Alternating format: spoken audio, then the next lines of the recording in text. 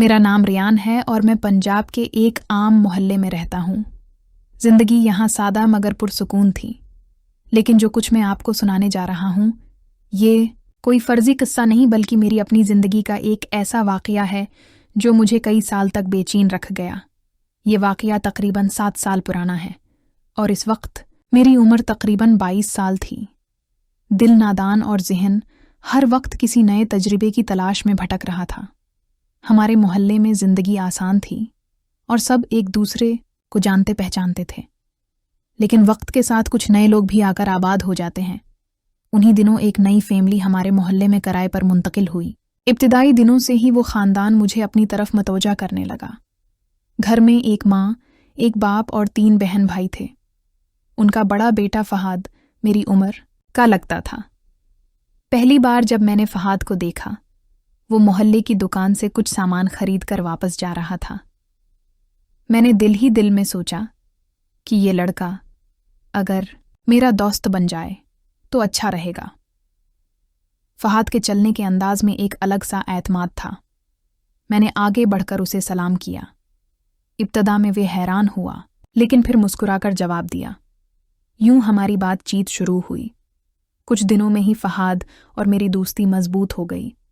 वो सीधा सादा और खरा मिजाज रखता था। दिल में कोई खोट नहीं था। मैं अक्सर उसके घर जाने लगा। शुरू में तो सिर्फ उसकी माँ के सामने बैठकर बातें करता, कभी चाय पी लेता और कभी हंसी मजाक होता। आहिस्ता आहिस्ता मैंने इस घर को अपना दूसरा घर बना लिया। फ़हाद की 2 बहनें थीं।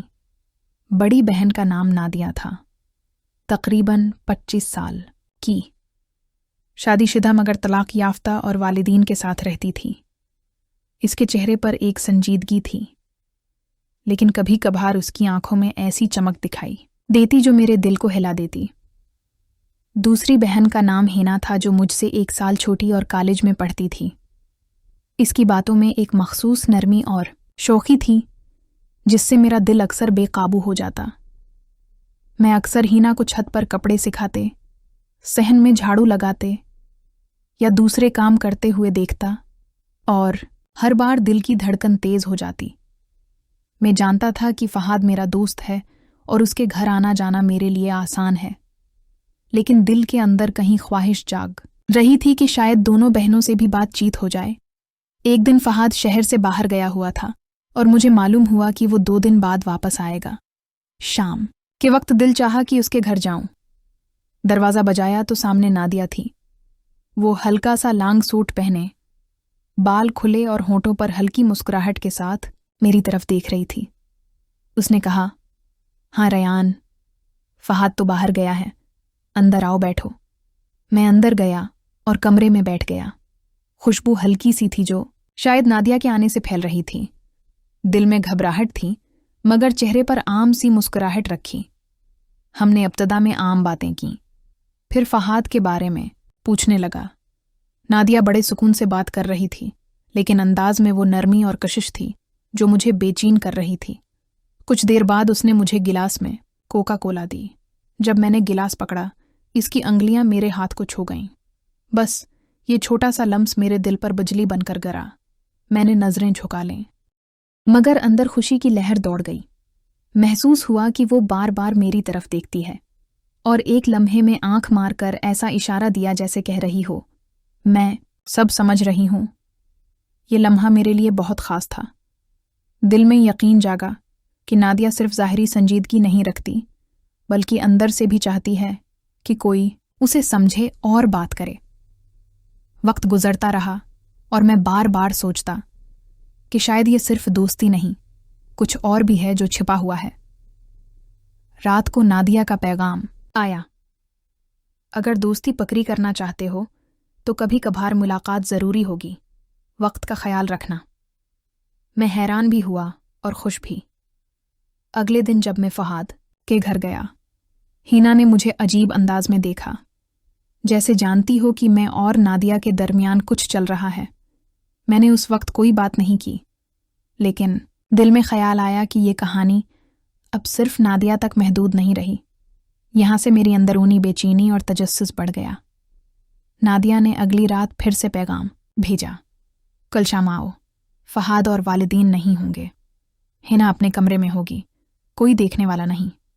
मेरे दिल की धड़कन तेज हो गई। कई बार सोचा जाना चाहिए या नहीं, लेकिन तजस्सुस ने हर खौफ को दबा दिया।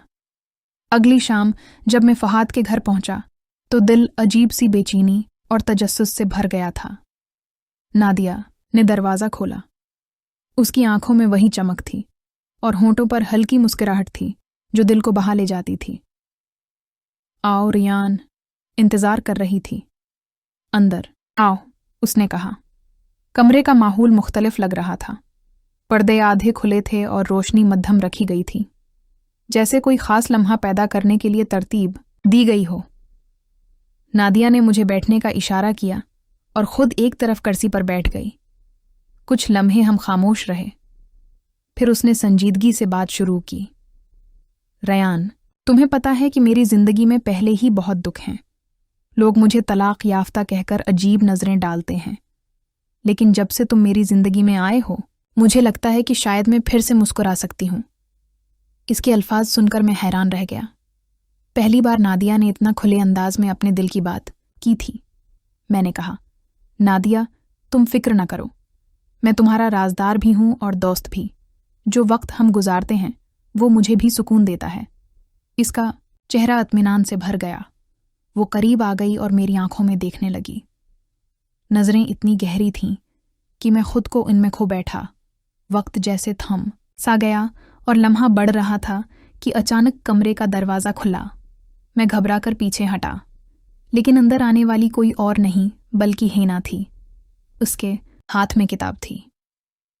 शायद पढ़ने आई थी, लेकिन हमें देखकर रक गई।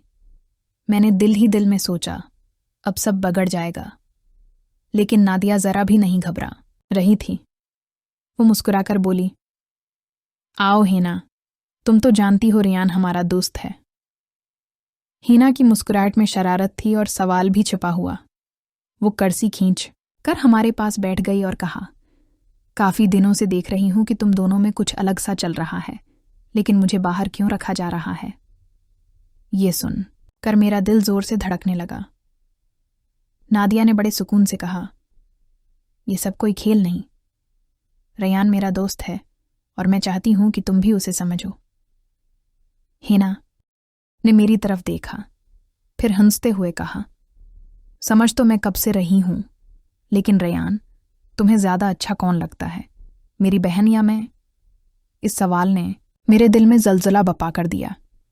मैंने दोनों बहनों को देखा। नादिया की आंखों में गहरी संजीदगी थी, जबकि हैना की आंखों में शरारत और तौक़ा थी। मैंने हिम्मत करके कहा, तुम दोनों अपनी जगह खास हो। नादिया संजीदा है, दिल को सुकून देती है, और हैना तुम जिंदगी में खुशबू ले आती हो। दोनों बहनों ने एक दूसरे को देखा और हंस पड़े, जैसे ये जवाब ही वो था जिसकी वो तवक्का कर रही थीं।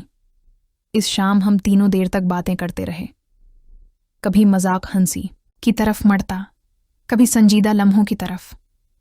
लेकिन एक बात तय थी, ये खेल सिर्फ नादिया और मेरे दरमियान नहीं रहा, हैना भी अब उसमें शरीक हो गई थी। वक्त गुजरता गया और मेरी आने जाने की आदत बढ़ गई। कभी मैं नादिया के साथ बावर्ची खाने में बैठकर बातें करता, कभी हिना मुझे सहन में रोक लेती। दोनों बहनों के अंदाज अलग अलग थे, लेकिन दोनों ही मुझे अपनी तरफ खींच रही थीं। एक दिन ऐसा हुआ कि फहाद शहर गया हुआ था और वालिदैन भी अजीज़ों के यहाँ गए हुए थे। घर में सिर्फ नादिया और हिना थीं। मैं हसब मामूल शाम को गया। हिना ने कहा, रियान, आज तुम्हारे बगैर शाम अधूरी थी। मैं हैरान रह गया। उसके अल्फाज दिल पर सीधे लगे। नादिया फौरन बोली, हिना, फजूल बातें मत करो। लेकिन मैंने पहली बार महसूस किया कि हिना सिर्फ मजाक नहीं कर रही, बल्कि वाकई चाहती है कि मैं उसके करीब रहूं। आसी दौरान नादिया भी दरवाजे से हमें देख रही थी। इसकी आंखों में अजीब सख्ती और दुख था, जैसे ये मंजर उसे पसंद न आया हो। मैं फौरन हिना से इजाजत लेकर नादिया के पास गया। तुम परेशान लग रही हो, मैंने कहा। नादिया ने नजरें झुका लीं और कहा, रियान, समझो हिना अभी छोटी है, वो खेल रही है, लेकिन मैं दिल से तुम्हें चाहने लगी हूं। मैं सकते में रह गया। पहली बार नादिया ने एतराफ़ क्या कि वो मुझे चाहती है।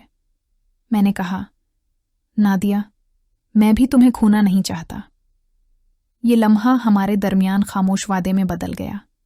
लेकिन इसी लम्हे हैना ने बाहर से आकर कहा, बहन, ये सब तुमसे छिपाओगी? मैं सब समझ रही हूं, लेकिन रियान मेरे भी दोस्त हैं। कमरे में अजीब सा तनाव फैल गया। मैं समझ गया कि ये खेल अब दो बहनों के दरमियान मुकाबले में बदल चुका है। रात को जब मैं वापस आया, दिल में तूफान सा था। एक तरफ नादिया थी जो संजीदा और गहरी थी, दूसरी तरफ हैना थी जो शौख और बेबाक थी। दोनों मुझे अपनी कशिश में जकड़ चुकी थीं और मैं इन दोनों के जाल में फंस रहा था। अगले दिन जब मैं दोबारा फुहाद के घर गया तो माहौल बदल गया लग रहा था। नादिया आम दिनों से ज्यादा खामोश थी। इसकी मुस्कुराहट में सुकून नहीं था और हैना हसब आदत शौख और शरारती थी। दोनों बहनों के दरमियान खामोश जंग जारी थी और मैं उसका मरकज बन चुका था। कुछ दिन यूं ही गुजरे। मैं कभी नादिया के साथ वक्त गुजारता, कभी हैना के साथ। हर मुलाकात के बाद दिल में एक अजीब बेसुकूनी रह जाती। एक तरफ नादिया की संजीदगी और आतिमाद मुझे सुकून देता, दूसरी तरफ हैना की शोखी, तबीयत और जिंदगी की खुशबू मुझे मसरूर कर देती। मैं खुद से सवाल करता, क्या वाकई में दोनों के साथ यकसां ताल्लुक़ रख सकता हूं या फिर किसी एक का इंतखाब करना ही पड़ेगा? ये सोच मेरे दिल को काट रही थी। एक दिन फहाद अचानक वापस आ गया। इसकी वापसी ने जैसे सब कुछ बदल दिया। अब मेरा उसके घर आना जाना भी कम हो गया, लेकिन दिल की बेचैनी बढ़ती गई। मैं रोज़ाना मौके ढूंढता कि किसी न किसी तरह नादिया और हैना दोनों से मुलाकात हो जाए। एक शाम फहाद शहर गया हुआ था और वालदेन अजीज़ों के यहाँ गए हुए थे। मैं फ़ौरन मौके गनीमत जाना समझा और उनके घर पहुंच गया। दरवाज़ा हैना ने खोला। उसके चेहरे पर हल्की सी मुस्कुराहट थी। वो मुझे सहन में बैठा गई और देर तक बातें हुईं। कुछ देर बाद नादिया भी आ गई। दोनों बहनें मेरे सामने बैठी थीं। कमरे में खामोशी छा गई और माहौल में अजीब कशिश महसूस हो रही थी। हैना ने हिंसते हुए कहा, रियान, आज फैसला कर लो, दिल के करीब ज्यादा कौन है, मैं या नादिया? ये सवाल मेरे दिल पर तीर की तरह लगा। मैंने नादिया की तरफ देखा। वो खामोश बैठी थी, लेकिन आंखों में आंसू तैर रहे थे। फिर हैना की तरफ देखा।